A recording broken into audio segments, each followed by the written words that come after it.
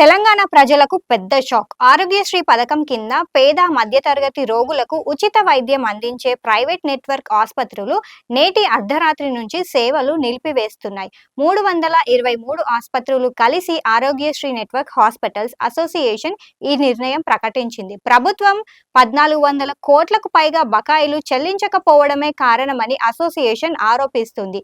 ఈ నిర్ణయంతో గుండె, కిడ్నీ సమస్యలున్న రోగులకు తీవ్ర ఇబ్బందులు తలెత్తే అవకాశం ఉంది.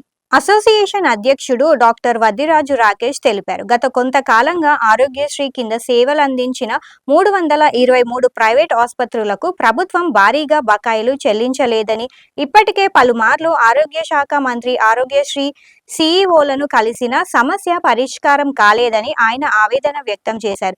ప్రభుత్వం ఇటీవల 140 కోట్ల రూపాయలు మాత్రమే విడుదల చేసినప్పటికీ మొత్తం బకాయిలు 1400 కోట్లు కావడంతో దవాఖానాలపై భారంగా మారింది.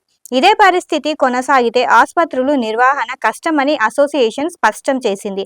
గత జనవరిలో కూడా 1100 కోట్ల బకాయిలు చెల్లించాలని డిమాండ్ చేస్తూ ఆస్పత్రులు ఆరోగ్యశ్రీ సేవలు నిలిపివేశాయి. అప్పట్లో ప్రభుత్వం ఇచ్చిన హామీ ప్రకారం ప్రతి నెల 200 కోట్ల నిధులు గ్రీన్ ఛానల్స్ ద్వారా విడుదల చేయాల్సి ఉంది.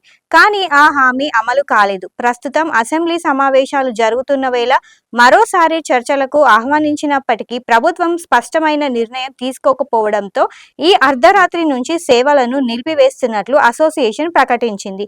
దీని ప్రభావం పేద, మధ్యతరగతి కుటుంబాలపై తీవ్రమైనదిగా ఉండనుంది.